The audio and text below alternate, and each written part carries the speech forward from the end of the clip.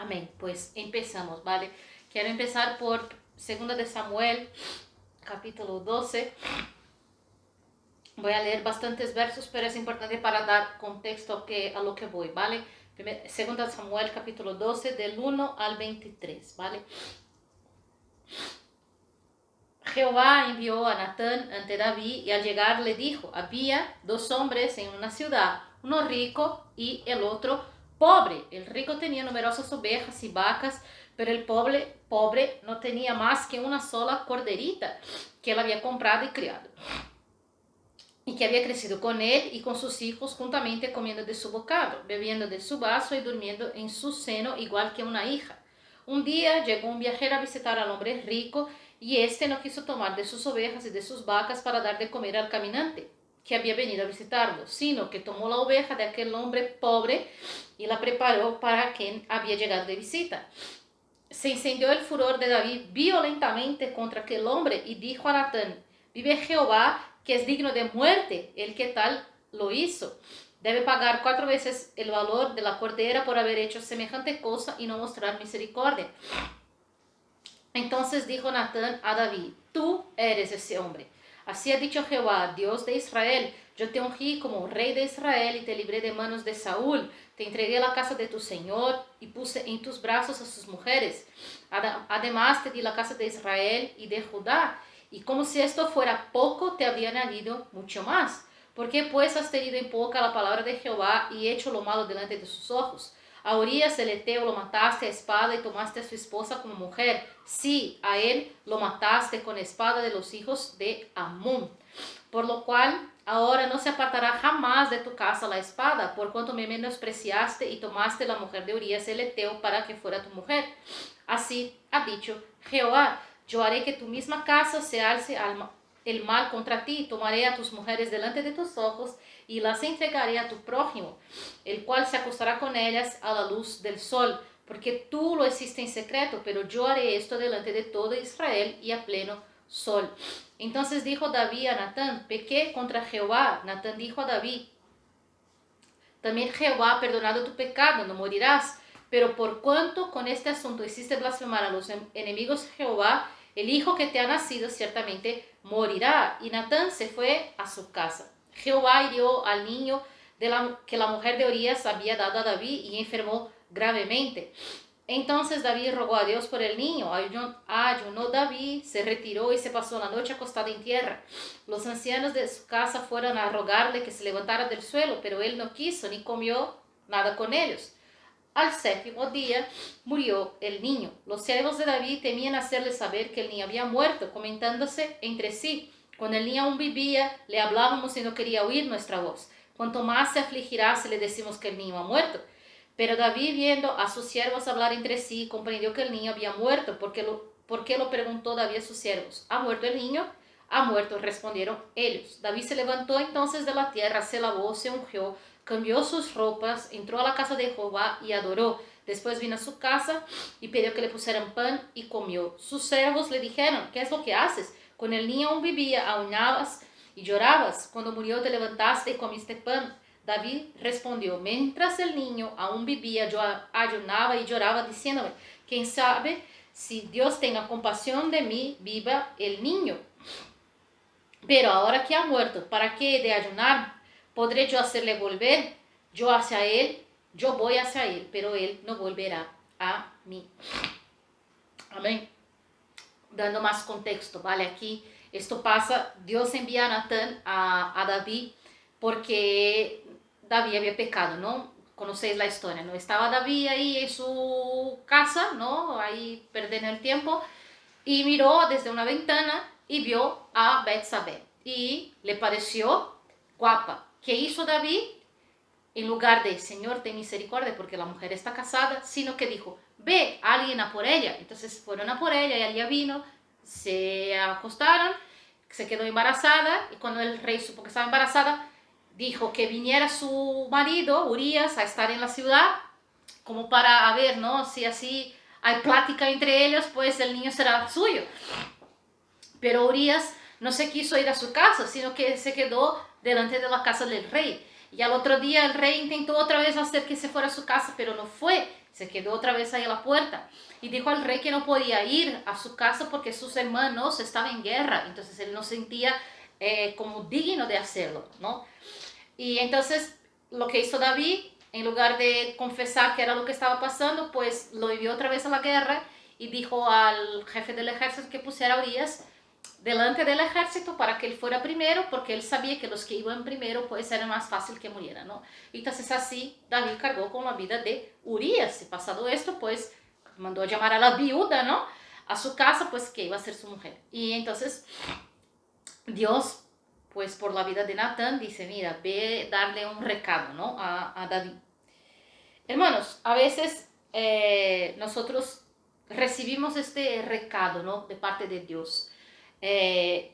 Porque hemos hecho algo malo delante de los ojos de Dios y Dios nos avisa, ¿vale?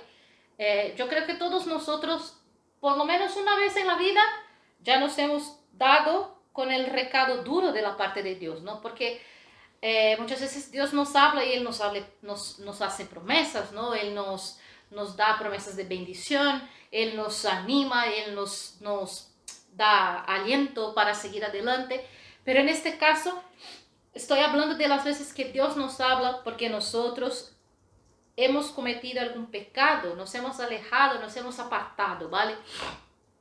Es interesante que en el texto que hemos leído, David, ¿no? Que el profeta llega con una parábola trampa, ¿no? Mira, ha pasado esto. Y él lo juzga de manera justa, ¿no? Pero cuando él se da cuenta que había sido como una trampa, por así decirlo, ¿no? A semejanza de lo que había pasado con él, él dice que pecó contra Dios. Y el profeta dice, mira, Dios te ha perdonado. Pero Dios no quitó la consecuencia de aquello que David había hecho, ¿vale? Entonces, a veces recibir la palabra del Señor, hermanos, nosotros creemos que con pedir perdón la consecuencia no viene. Y estamos equivocados, nos equivocamos cuando pensamos así, porque todo cuanto nosotros hacemos es una siembra, nosotros estamos sembrando. Y la cosecha, hermanos, es obligatoria. Y la siembra también vale, porque yo estaré sembrando si lo hago bien y estaré sembrando si lo hago mal, ¿vale? Entonces, todo cuanto nosotros sembramos, nosotros vamos a cosechar. Dice la palabra que Dios había perdonado a David y que David no iba a morir, pero él tenía que cosechar del daño que había hecho. Entonces, hermanos, cuando se nos presenta una palabra dura de corrección de la parte del Señor, nos duele, ¿no? Nos causa daño, por así decirlo, ¿vale? Como si fuera algo como que injusto, ¿no? De parte de Dios, porque decimos, pero si Dios es amor, ¿no? Porque si Dios es amor, ¿qué más da? Si ya me ha perdonado, ¿no? Hermanos, Dios es amor, pero Dios es justicia. Y todo cuanto Dios es, Él es 100% en todo, ¿vale? Él no es 40% justicia y 60% amor. Entonces, Él más perdona que no nos hace justicia. No, Él es 100% en todo. Entonces, si yo he pecado en contra del Señor, Él me puede perdonar. Él, por supuesto, me va a perdonar porque yo voy a pedirle perdón, ¿vale? También tengo que pedir perdón y luego veremos que David lo hizo.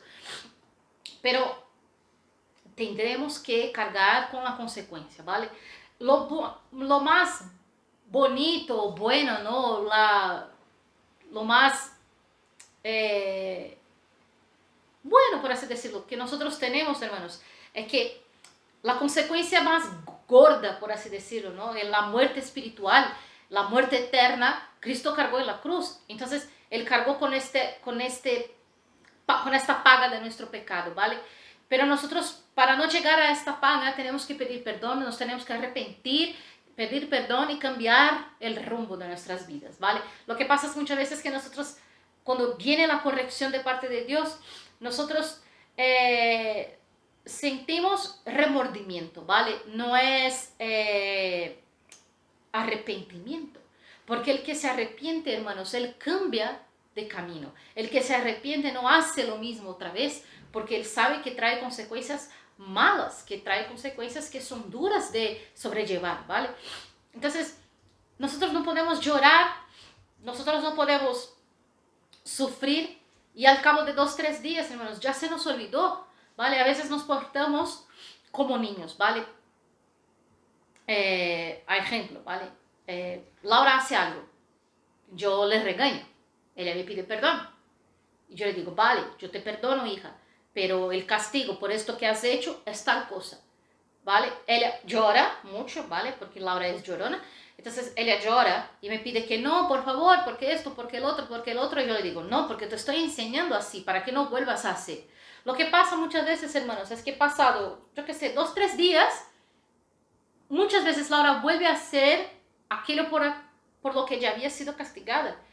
Porque Laura es una niña, ¿vale? Y los niños no tienen la misma capacidad de pensamiento crítico como nosotros, ¿vale? Pero nosotros muchas veces espiritualmente en nuestras vidas nos portamos como un niño, ¿vale? Que siempre estamos cayendo en el mismo error, siempre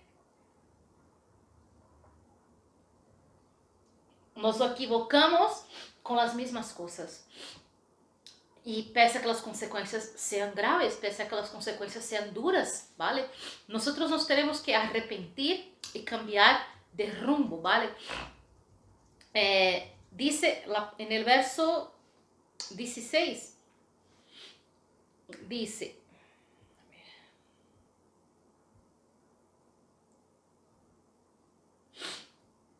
en el 15, ¿vale? Después, perdón, en el 14, pero por cuanto con este asunto hiciste blasfemar a los enemigos de Jehová, el hijo que te ha nacido ciertamente morirá.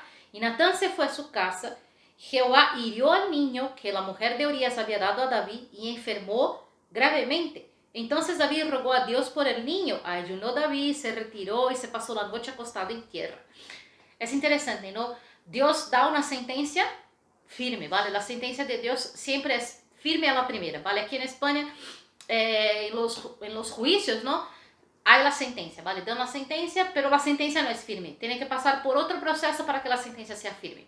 La palabra de Dios, cuando sale de su boca, ya es una sentencia firme. Entonces, cuando Dios dijo, lo voy a matar, cuando Natán se va, Jehová hiere al niño y David, ¿qué hace? Empieza a rogar por la vida del niño.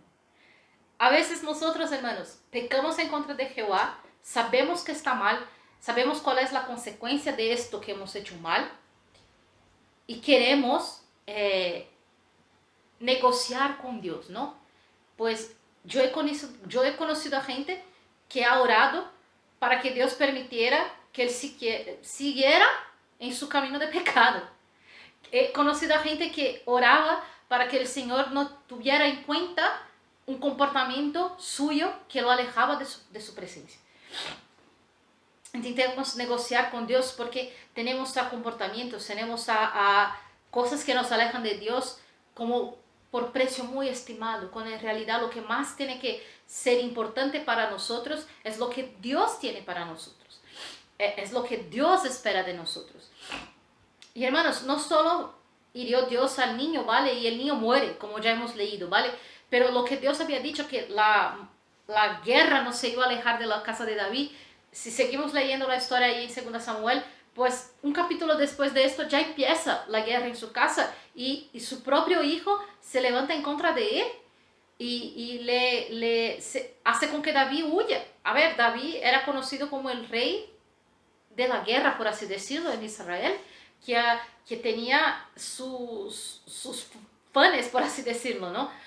Pero él huye de su hijo. ¿Por qué? Porque Dios le había dicho que esto iba a pasar. Entonces, hermanos, cuando Dios nos traga este recado, ¿no? Esta corrección, no podemos estar, hermanos, intentando negociar con Dios, ¿vale? No podemos estar intentando cambiar la sentencia firme de Dios. Nosotros no seremos capaces de cambiar la sentencia firme que viene de la parte de Dios. ¿Vale? Si la sentencia de Dios es firme, es firme. Dice la palabra que su palabra es sí o no. La palabra de Dios no duda. La palabra de Dios no es hoy sí y mañana no.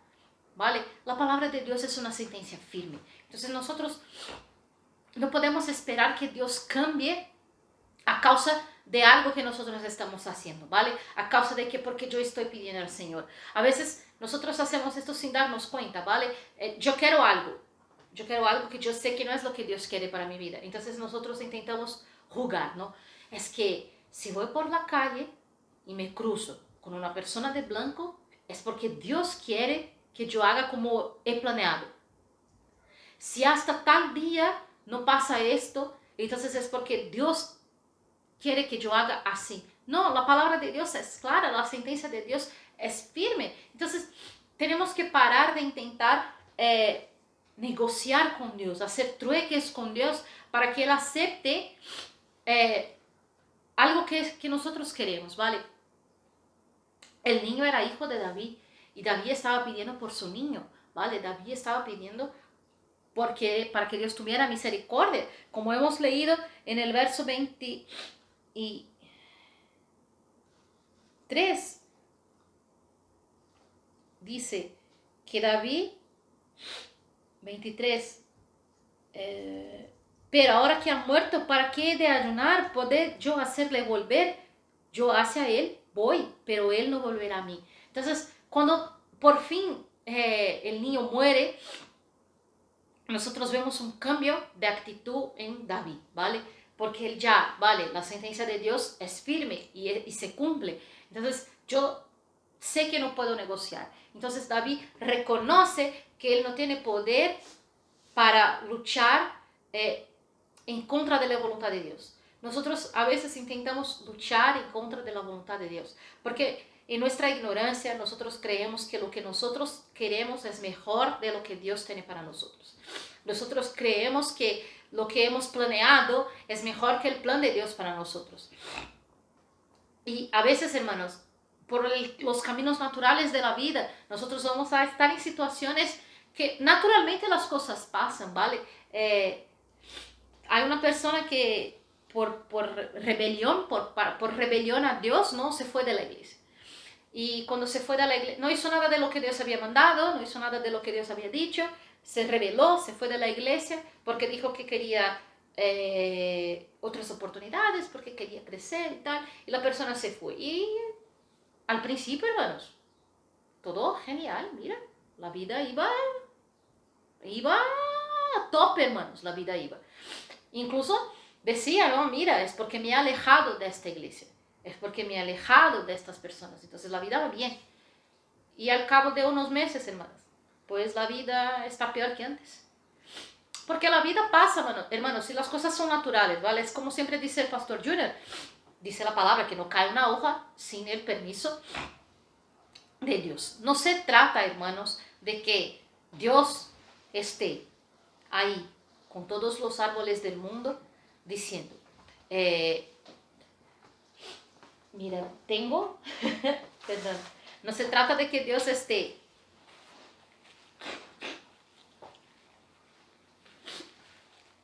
hoja cae. No se trata de esto. Se trata que desde la eternidad Él hizo un ciclo para que las hojas nazcan, mueran y caigan. Entonces, muchas veces nosotros nos confundimos, ¿no? Que el éxito de nuestra vida, lejos de la presencia de Dios, es porque entonces no era la voluntad de Dios. No, hermanos, no nos engañemos. Nosotros intentamos engañarnos a nosotros mismos, ¿no? No es posible, hermanos. Las cosas seguirán su curso, ¿vale? Y si nosotros nos hemos alejado de la voluntad de Dios, puede que por un tiempo las cosas vayan bien. Pero la consecuencia de aquello que nosotros hemos vivido y la consecuencia de nuestras elecciones van a pasar, ¿vale? Dice la palabra que Él cambia maldición en bendición. Es verdad también, hermanos. Pero si yo elijo en este momento de mi vida hacer como yo quiero, como yo he planeado, no como Dios ya me lo ha presentado, yo primero me voy a tener que tragar la maldición, ¿vale? Yo primero voy a tener que caminar por el camino de esta maldición para luego llegar al otro lado y empezar a vivir la bendición, ¿vale? A veces nos cruzamos desiertos porque se nos apetece, ¿vale?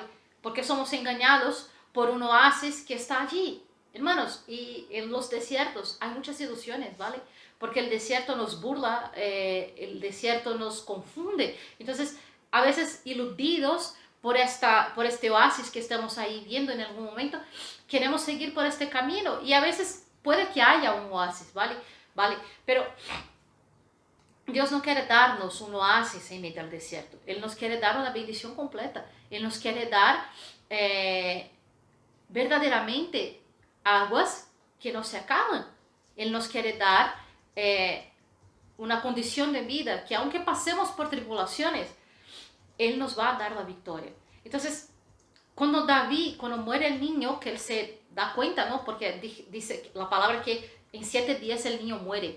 Y sus siervos están como preocupados, ¿no? Porque si el niño estaba vivo y estaba tan triste, ¿no? Tirado al suelo, no comía, no bebía, estaba orando, ayunando, ¿qué pasará ahora que el niño ha muerto?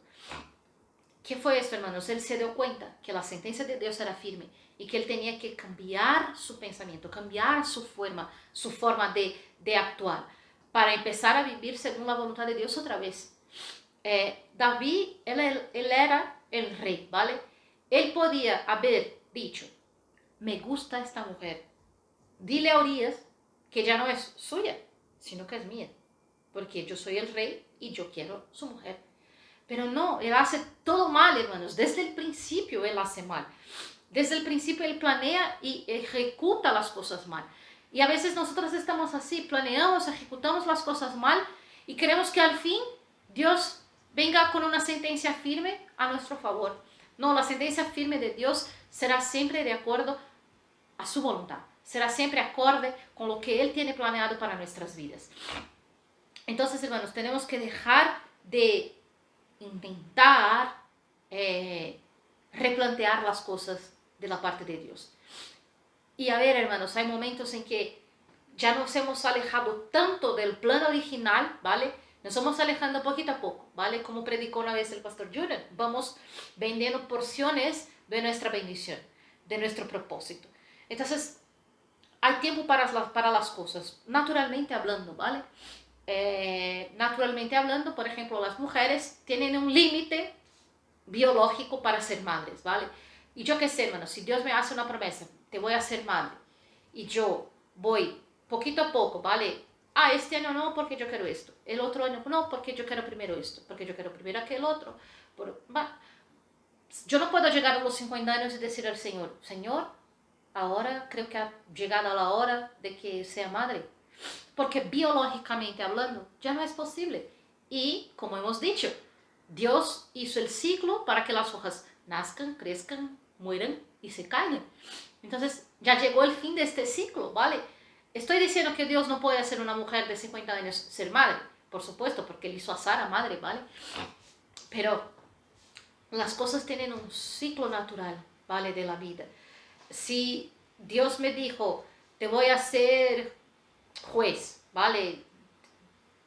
Vas a ser juez en la ciudad de Alcalá de Henares. Y yo digo, vale, entonces yo tengo que hacer cosas para llegar a esto, ¿vale? Yo tengo que estudiar, yo tengo que hacer la universidad, antes de que yo sea juez, yo seré abogado, yo tendré que presentarme a oposiciones, yo tendré que coger experiencia. Cuanto más tarde yo dé los pasos para empezar esto, más tarde va a llegar el cumplimiento de esta promesa o puede que se pase el tiempo de llegar al cumplimiento de esta promesa. Porque naturalmente ya no es posible. Y entonces, muchas veces, hermanos, hemos pasado tanto de esta raya que estaba puesta para llegar a la meta que Dios tiene para nuestras vidas, que no es posible ya volver. Ya no es posible. Hay que empezar un nuevo camino. Y Dios es tan misericordioso que, como dice su palabra, que se renueva en cada mañana, Él nos renueva planes para que nosotros podamos tener aún así su bendición. Porque como nosotros sabemos, luego cuando nace Salomón es hijo de Betsabé. Dios ha bendecido aún así a David, pero no ha sido con el niño del pecado, ¿vale? Por así decirlo, ¿vale? Con el fruto de este pecado. Entonces, Dios puede bendecirnos después que nosotros pasemos de largo, por así.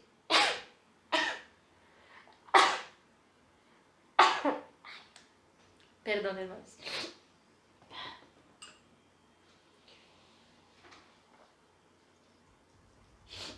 De su bendición, por supuesto que Él puede hacerlo. Pero hermanos, hay momentos en nuestras vidas que nos hemos alejado tanto, que no es posible ya volver a este primer objetivo que Dios tenía. Tendremos que conformarnos con una parte de lo que Dios tenía para nosotros. Tendremos que conformarnos con 50%, con 30, con 20, con 10, porque nos hemos alejado demasiado del propósito original de Dios para nuestras vidas. Entonces, lecciones, ¿vale? Por más que yo me humille, por más que yo pida, por más que yo me arrastre, por más que todo, hermanos, la sentencia firme de Dios no cambia, ¿vale? La sentencia firme de Dios es absoluta. Entonces, cuanto antes yo recapacito, ¿vale? Antes puedo volver a un camino que me llevará a la bendición. Pero si yo elijo seguir porque soy cabezota y porque yo quiero intentar a ver si Dios se apiada de mí, yo no voy a llegar a ninguna parte.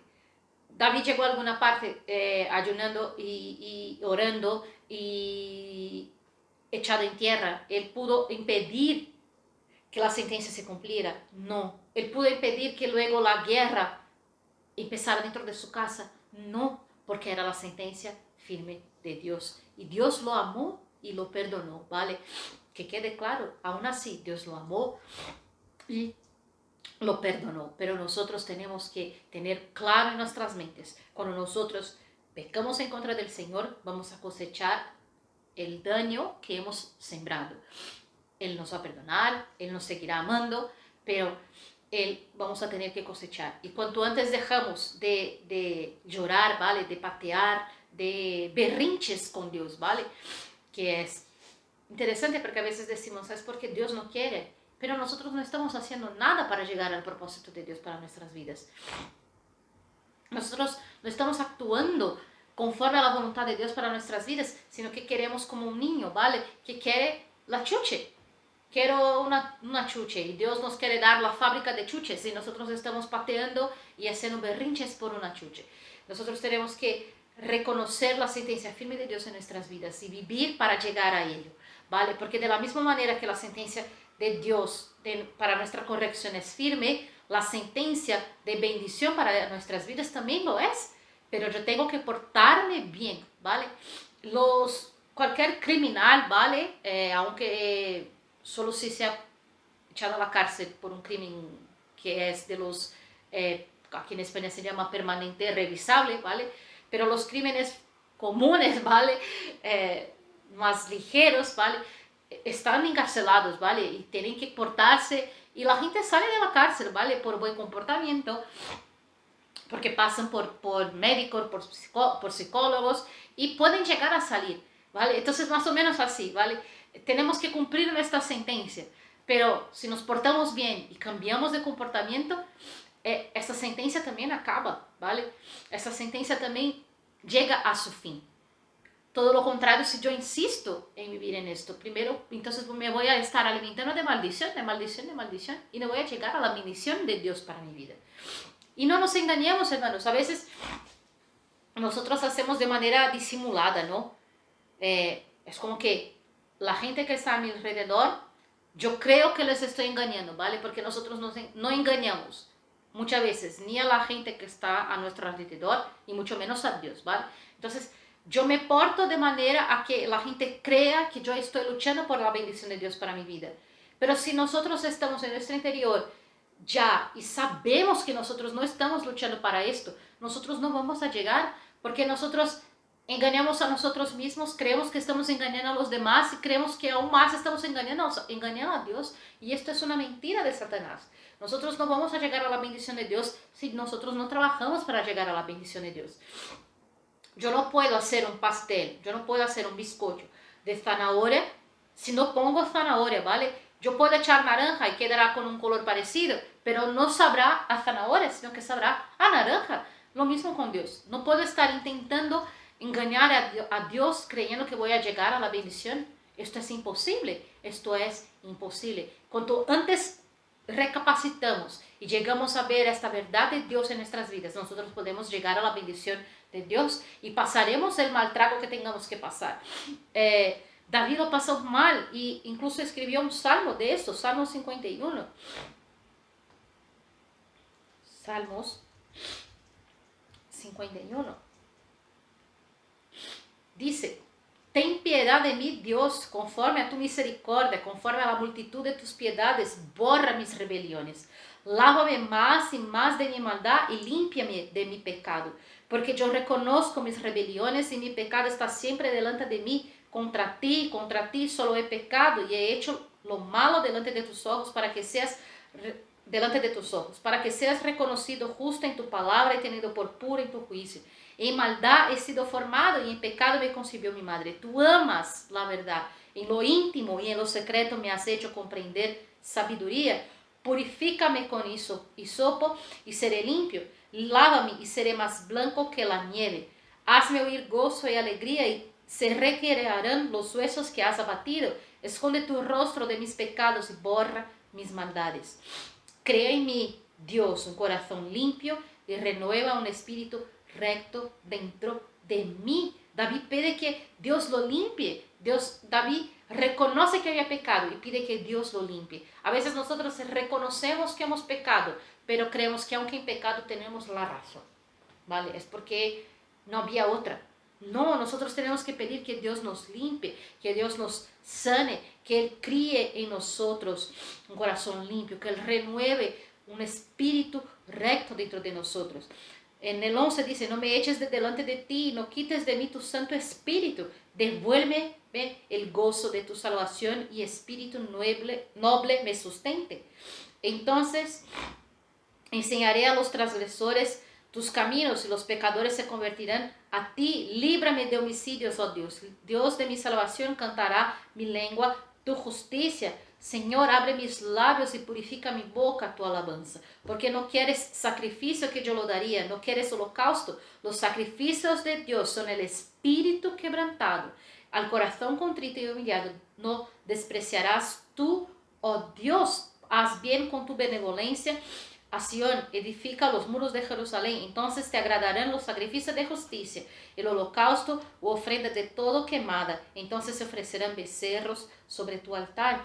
Mira, los sacrificios de Dios son el espíritu quebrantado, al corazón contrito y humillado, no despreciarás tú, oh Dios. A veces nosotros estamos con un corazón, hermanos, altivo, como que a ver, yo he pecado, pero es que como no había otra. No, hermanos, no existe esto. He pecado porque no había otra. No, hermanos, nosotros siempre vamos a tener opciones.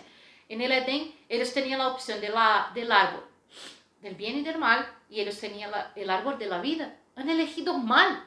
Y nosotros constantemente elegimos mal. Nos alejamos de la presencia de Dios.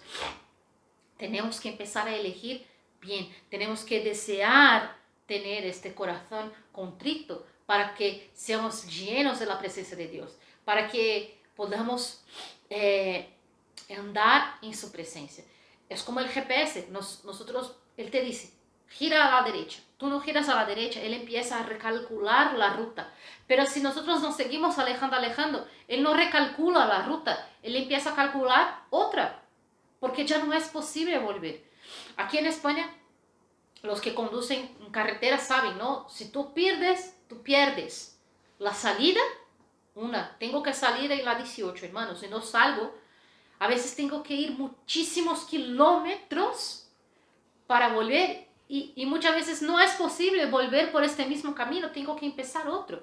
Entonces, cuanto más tardamos en entrar otra vez en ruta, alineados con la voluntad de Dios, más vamos a sufrir, más vamos a tardar en llegar. Entonces, hermanos, que podamos en esta tarde no intentar luchar en contra de la voluntad de Dios y no intentar luchar en contra de la corrección de Dios. Si Dios nos ha corregido, es porque nosotros tenemos que entrar en el camino que Dios nos ha presentado, ¿vale? Y cuanto antes empecemos a sufrir las consecuencias, ¿vale? Verdaderamente, ¿vale? Reconozco mi error y pido que el Señor me perdone y que yo tenga este espíritu humillado, este corazón contrito. Dios va a habitar en mí y yo podré otra vez vivir en la presencia de Él, ¿vale? Que nosotros podamos desear, anhelar, como deseó, como anheló el salmista David, ¿vale? El rey porque Él se equivocó y Él pide, cree en mí, Dios, un corazón limpio y renueva un espíritu recto dentro de mí. Entonces, que yo espero, hermanos, que esta palabra os hable tanto cuanto habló a mí, ¿vale? Que dejemos de estar ahí haciéndonos la víctima y que empecemos a tragar el amargo de la corrección de Dios, para que podamos ser llenos otra vez de su espíritu y para que podamos volver a caminar en la ruta que nos llevará a la bendición. Yo que sé, si tú haces un análisis ahora, hermanos, y te das cuenta que me he alejado mucho, no llegaré al plan original, pero aunque no sea el plan original, si es en la presencia de Dios, Dios va a proporcionar la bendición, ¿vale? Pero yo tengo que reconocer, Señor, me he alejado del plan original y puede que yo no vuelva al plan original, ¿vale? Es como la humanidad, ¿vale? El plan original no era que hubiera pecado, no hubiera la muerte carnal, ni siquiera la muerte eterna, pero Dios hubo un plan desde la eternidad para que podamos volver. Entonces estamos en este proceso, ¿vale? Estamos en este proceso. Entonces vuelve a la presencia de Dios. Y si ya no es posible volver, ¿vale? Porque estás como esta mujer de 50 años que biológicamente ya es difícil ser madre, reconócelo delante de Dios. Porque Dios es misericordioso también. Y la sentencia firme de bendición para nosotros va a llegar a nuestras vidas. Amén. Entonces que Dios os bendiga en el nombre de Jesús, que sigáis siendo ministrados por esta palabra. Hermanos, echad tiempo a leer la palabra de Dios, que es tan rica, que es tan poderosa, y que tengamos este corazón, ¿vale? Que desea, que anhela estar en la presencia de Dios, que nuestro sacrificio vivo que somos nosotros pueda llegar a la presencia de Dios y las excusas, hermanos, estén echadas a un lado de una vez. Amén.